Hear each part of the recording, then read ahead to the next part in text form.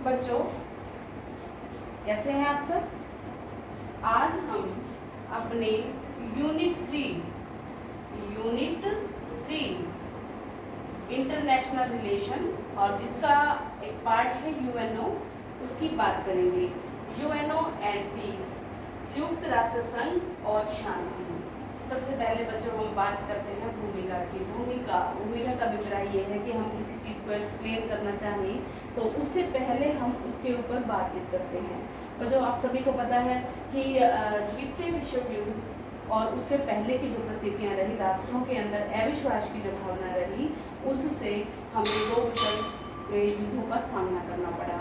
और जब दो विश्व युद्ध हो गए, मानव जाति को नुकसान हुआ, तो विश्व के जो राजनेता थे वो सोचने लगे कि मानव जाति को कैसे युद्धों से बचाया जाए और विश्व में शांति स्थापित की जाए। तो शांति। और अगर मैं भारत की बात करती हूँ तो बच्चों, भारत जो है वो शुरू से ही शांति प्रिय देश रहा है। अहिंसा परमो धर्म है, यह शब्द भारतीय इतिहास या भारतीय संस्कृति का एक महत्वपूर्ण हिस्सा है। तो ये इस आधार पर हम कह सकते हैं कि शांति जो है हमारे भारत का, इसके साथ विश्व का एक महत्वपूर्ण अवधारणा है, महत्वपूर्ण कॉन्सेप्ट है। तो अब हम बात करते हैं शांति का अर्थ क्या है। शांति का मतलब यही होता है कि हम जो है अपने पड़ोसियों के साथ, अपने घर परिवार के साथ मिलजुल कर रहें, एक दूसरे से झगड़ा ना करें, हिंसा ना करें, यही जो है वो शांति कहलाता है। अब हम बात करते हैं परिभाषा। शांति की परिभाषा क्या है?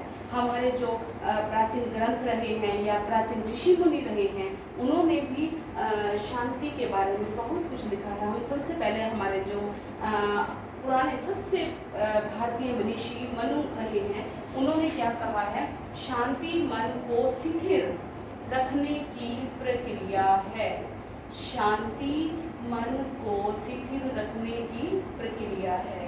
और हमारा जो प्राचीन ग्रंथ है महाभारत के अंदर भी यह कहा गया है कि शांति के माध्यम से हम अपने स्नायु का मतलब होता है हमारी बॉडी, हमारे जो इंद्रियां हैं, इन पर नियंत्रण रख सकते हैं और अपने मन को काबू कर सकते हैं शांति के द्वारा ही। उसके बाद अगर मैं राजनीति की बात करूं तो राजनीति में विद्वान है बर्ट्रैंड रसल। ध्यान दें, बर्ट्रैंड रसल, उन्होंने माना है शांति एक प्रक्रिया का नाम है। अब देखिए, प्रक्रिया क्या होता है? काम चलाने का तरीका। तो शांति एक प्रक्रिया का नाम है जिसके माध्यम से व्यक्ति बिना शस्त्र उठाए, सबसे महत्वपूर्ण बात ये है कि बिना शस्त्र उठाए दूसरे व्यक्ति पर अपना नियंत्रण स्थापित कर सकता है। इस पूरी परिभाषा का अर्थ यही है कि हम लोग बंदूक, तलवार, गोली बारूद इनसे ना, बल्कि आराम से हिंसा का त्याग करके, अहिंसा से बात करके हम दूसरे पर अगर नियंत्रण स्थापित करते हैं तो वही शांति कहलाता है। अब हम बात करते हैं शांति के तत्व कौन से होते हैं। तो शांति के तत्व, सबसे पहले बात है अहिंसा। अहिंसा का मतलब है हिंसा ना होना, मारपीट न होना, गोली बारूद का इस्तेमाल न करना। यह जो शब्द है दो शब्दों के मेल से बना है, ए प्लस हिंसा, यानी कि हिंसा ना हो, आपस में परस्पर बातचीत करके समस्या को सुलझाया जाए। अगर मैं भारत की बात करूं तो भारत के अंदर तो है महात्मा गांधी का नाम ही अहिंसा से जुड़ा हुआ है। उन्होंने बिना किसी हथियार के हमें आज़ादी दिलवा दी अहिंसा के माध्यम से। इसके अलावा हमारे जो गुरु नानक देव हुए हैं, रामकृष्ण मिशन हुए हैं, सभी ने अहिंसा को महत्वपूर्ण स्थान दिया है। अब हम बात करते हैं धर्म की। धर्म क्या है? धर्म हमें वही है, हमारा धर्म वही है जो हमें शांति सिखाता है, एक दूसरे से प्यार सिखाता है, लड़ाई हिंसा को दूर भगाता है, वही हमारा धर्म है। तो धर्म जो है वो शांति की स्थापना की बात करता है। उसके बाद हम बात करते हैं विश्वास की। देखो, सबसे बड़ी बात यही है कि समाज में जो है संघर्ष तभी होता है जब हम एक दूसरे पर विश्वास नहीं करते, हमारा दूसरे पर विश्वास नहीं होता। तो हम क्या करते हैं? हम अविश्वास की भावना दूसरों पर रखते हैं और ऐसे भाव उसके मन में आता है तो वो संघर्ष को जन्म देते हैं। बच्चों, द्वितीय विश्व युद्ध का सबसे बड़ा कारण ही यही रहा, जिसको मैंने शीत युद्ध पहले भी आपको बताया कि यूएसएसआर के ऊपर विश्वास ना होना, यानी अमेरिका का रशिया के ऊपर, रशिया का अमेरिका के ऊपर विश्वास ना होना द्वितीय विश्व युद्ध का सबसे बड़ा कारण बना। इसके बाद हम बात करते हैं सहयोग की। सहयोग क्या होता है बच्चों, ये तो आप सभी को पहले ही पता है कि वर्तमान समय में कोई भी व्यक्ति अपना खुद का अकेले में जो है निर्वाहन या गुजारा नहीं कर सकता, उसे दूसरों के सहयोग की जरूरत होती है। तो जब सहयोग होता है तो सहयोग में क्या है, शांति की भावना पाई जाती है, भाईचारा भी इसी से जुड़ा हुआ है। हम सब मिलजुल कर रहें, आपस में एक दूसरे को समझें। व्यक्ति तो है ही है, इसके साथ राष्ट्रों को भी एक दूसरे के ऊपर विश्वास नहीं करना चाहिए, मिलजुल कर रहना चाहिए। उसके बाद हम बात करते हैं कल्याण की। वर्तमान समय में सबसे जो बड़ी अवधारणा है वो यही है, चाहे वो राज्य है चाहे वो व्यक्ति है, वो व्यक्ति खुद का, समाज का और देश का कल्याण रखे। अब वो कब हो सकता है, जब शांति स्थापित रहे। युद्ध में कभी भी कल्याण नहीं होता। तो बच्चों ये थे शांति के तत्व। अब हम बात करते हैं, क्या शांति अहिंसा चाहती है, यानी कि शांति तभी स्थापित हो सकती है जब हम अहिंसा की बात करें। तो अहिंसा जो मैंने पहले भी बताया कि हिंसा न होना, मारपीट न होना, जो है शांतिपूर्ण विवादों, शांतिपूर्ण तरीके से विवादों का समाधान करना, तो ये अहिंसा कहलाती है। और इसके साथ शांति हमेशा अहिंसा की बात करती है। तो यह था शांति का पक्ष। अब हम विपक्ष की बात करें तो क्या हो सकता है। सबसे पहली बात हम अलग अलग पक्षों की बात करेंगे कि विभिन्न विचारक जो रहे हैं उन्होंने किस तरीके से शांति को देखा है। सबसे पहले मैं भारतीय पक्ष की बात करती हूँ। गाइस, हम अगर बात करते हैं रामायण के टाइम की, तो राम जो है, राम का नाम हम वर्तमान समय में भी इतने जो है एक पितृभक्त बालक के रूप में या यूँ कहें अच्छे राजा के रूप में लिया जाता है। लेकिन समाज के अंदर अन्याय को खत्म करने के लिए ऋषि मुनियों के द्वारा जो है राम को जो है वन में बुलाया गया, या यूँ कहे कि राम जो है लंका गए तो उन्होंने राक्षस जो असुरी प्रवृत्तियाँ थी या अन्याय करती थी उनको खत्म करने के लिए जो है वो युद्ध किया। और यही बात मैं कहना चाहूँगी कृष्ण के बारे में। कृष्ण चाहते तो महाभारत का युद्ध रोक सकते थे, लेकिन अन्याय को रोकने के लिए कौरव और पांडव, क्योंकि जो कौरव पक्ष था वो लगातार ही पांडवों पर जो है वो अत्याचार कर रहा था, तो उस अत्याचार को या अन्याय को खत्म करने के लिए जो है वो युद्ध किया गया। और अगर मैं बात करूँ हमारे सिख धर्म के प्रवर्तक गुरु तेग बहादुर की, तो उन्होंने भी क्या किया, मुगलों से लोहा लिया, इसलिए कि अपने धर्म की या शांति की स्थापना के लिए। और अगर सबसे बड़ी बात बच्चों में जो करूँ तो वो है महात्मा गांधी की।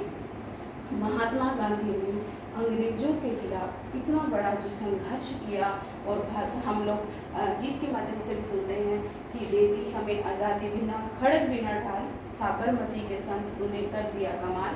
तो ये क्या है, बिना खड़ग बिना हथियार उठाए अंग्रेजों से जो है हमें आज़ाद करवा दिया। तो महात्मा गांधी, तो ये भारतीय पक्ष तो हमेशा ही अहिंसा की बात करता है, हिंसा के त्याग की बात करता है। ये है भारतीय पक्ष। अब हम बात करते हैं बच्चों विश्व में जो दूसरी विचारधारा रही, फांसीवादी विचारधारा। जो आपने हिटलर और मुसोलिनी का नाम तो सुना ही है हिस्ट्री में, इतिहास में। तो हिटलर और मुसोलिनी दोनों ही अपने अपने देश के अंदर या राष्ट्र के अंदर वो ये चाहते थे कि हमारा जो है राष्ट्र उन्नत बने। तो लेकिन उनकी एक विचारधारा जो थी वो ये थी, उन्होंने कहा कि अगर शांति चाहते हो, अगर अपने देश के लोगों से आह्वान किया कि अगर आप शांति चाहते हो तो आपको युद्ध के लिए हमेशा तैयार रहना पड़ेगा। तो इट मीन्स कहने का मतलब यही है कि जब हम बहुत ज़्यादा अन्याय बढ़ जाता है या हिंसा बढ़ जाती है तो उसको समाप्त करने के लिए और शांति की स्थापना के लिए युद्ध अनिवार्य हो जाता है। ये तो था फांसीवादियों का पक्ष। बच्चों अब हम बात करते हैं माओ जो है चीन के महत्वपूर्ण विचारक रहे हैं। उन्होंने कहा, उनके जो विचार थे उसमें ये बात की गई कि शांति बंदूक की नली से निकलती है। बच्चों ये कॉन्सेप्ट सेकेंड ईयर में मैंने बताया कि शांति जो है वो बंदूक की नली से निकलती है। अर्थात अगर आपको शांति चाहिए तो आपको हर वक्त जो है हथियारों का इस्तेमाल करना होगा। तो हथियारों का इस्तेमाल मतलब हिंसा के द्वारा या डरा कर या किसी को धमका कर जो है अपने पक्ष में कर लेना या शांति बनाए रखना, ये भी जो है माओ का विचार रहा है। या उसके बाद हम करते हैं समकालीन विचारकों की बात। समकालीन का मतलब होता है कि वर्तमान समय में जो चल रहा है। बच्चों इसमें एक बात आती है, वर्तमान समय में मानव जाति ने 2 विश्व युद्ध देखे हैं। इसके अलावा जो सबसे बड़ी बात आती है वर्तमान समय में आप देख रहे हो कि कोरोना का युद्ध कोई हथियारों का युद्ध नहीं है, यह एक जैविकीय युद्ध है, या हम यूँ कहें कि एक तरीके का ये वायरस का युद्ध है जो पूरी मानव जाति को प्रभावित किया होगा। तो इस तरीके के जरूरी नहीं कि युद्ध जो है हथियारों से ही हो, जैविकीय युद्ध कह सकते हैं, या हम यूँ कह सकते हैं ग्रह युद्ध जो होते हैं, या एक राष्ट्र का दूसरे राष्ट्र के प्रति जो अविश्वास की भावना होती है, या हम यूँ कहें हिरोशिमा नागासाकी पर जो परमाणु बम गिराए गए, या यूँ कहें नाभिकीय हथियारों की खोज, जो इस तरीके से जो कार्य किए गए, ये समकालीन विचार में आते हैं कि युद्ध का रूप कोई भी हो सकता है जिससे पूरी मानव जाति जो है वो प्रभावित होती है। उसके बाद हम बात करते हैं कि विवाद तो देखिए इंसान का एक स्वाभाविक रूप है कि विचारों में मतभेद हो सकता है। अगर व्यक्तियों में मतभेद होता है तो समाज में भी होता है, समाज में होता है तो राष्ट्रों में भी होता है। तो ये विवाद कितने प्रकार के होते हैं, सबसे पहले तो हम यही बात करेंगे। सबसे पहले हम बात करते हैं तथ्य मूलक विवाद। तथ्य जैसा कि नाम से ही स्पष्ट, फैक्ट क्या होता है कि कई बार हम डेटाज भी कह देते हैं। कई बार हमें कुछ डेटाज ऐसे मिल जाते हैं जो एक राष्ट्र या एक व्यक्ति एक तरीके से बात करता है, दूसरा दूसरे तरीके से बात करता है, लेकिन अगर वो फैक्ट सच है, सच्चाई है, तो उसके ऊपर जो विवाद होता है उसको हम तथ्यमूलक विवाद कहते हैं। इसको अगर मैं संक्षेप में समझाना चाहूँ तो मुझे तथ्यमूलक का मतलब यही होता है कि जब किसी एक एक्यूरेट बिल्कुल सही प्रमाण के आधार पर विवाद अगर खड़ा हो जाता है तो उसको हम तथ्यमूलक विवाद कहते हैं, जिसके पीछे फैक्ट होता है। उसके बाद हम दूसरा जो बात करते हैं वो है कानूनी विवाद या वैधिक विवाद। जैसा कि नाम से स्पष्ट है, कानून, कोई राष्ट्र ने या किसी देश ने कानून बना दिया, उस कानून को हम लागू करना है, या 2 देशों के बीच में कोई कानून बना हुआ है, व्यापार से संबंधित है या किसी संधि से संबंधित है, तो उनके ऊपर जो विवाद चल रहा है या फिर कानून जो बना हुआ है उस कानून को लेकर जो विवाद हुआ है उसको हम वैधिक या कानूनी विवाद कहते हैं। और उसके बाद तीसरा है नीति। बच्चों सबसे महत्वपूर्ण जो विवाद आता है वो नीति संबंधी विवाद आता है। नीति संबंधी विवाद का अभिप्राय क्या होता है, जैसे द्वितीय विश्व युद्ध के बाद 2 विचारधाराएं रही, विचारधाराएं विषयों को प्रभावित करने लगी। एक थी पूंजीवादी विचारधारा, दूसरी थी समाजवादी विचारधारा। अब अगर पूंजीवादी विचारधारा, जैसे पूंजीवादी विचारधारा किसकी बात करती है, पूंजीवादी विचारधारा जो है वो पूंजी की बात करती है। किसकी बात करती है, पूंजी की बात करती है। जबकि जो समाजवादी विचारधारा है वो समाज को प्रभावित करती है। तो ये दोनों नीतियों के संबंधित विवाद है। या तीसरी अगर मैं एक और विचारधारा की बात करूं तो वो विचारधारा है साम्राज्यवादी या उपनिवेशवादी। उपनिवेशवाद क्या, जो संपन्न राष्ट्र है, परमाणु संपन्न लगा लीजिए, या पूंजीवादी राष्ट्र हैं, वो क्या कहते हैं कि हमें दूसरे जो निर्धन देश है उनको सुख सुविधाएं देकर उनको जो है गुलाम बना लेना चाहिए। ये भी एक तरीके की विचारधारा है। तो जब इन राष्ट्रों में आपस में विचार नहीं मिलते तो इसका एक और एग्जाम्पल कि अमेरिका और रशिया या यूएसएसआर के अंदर जो विवाद था वो था हम यूँ कह सकते हैं नीति से संबंधित।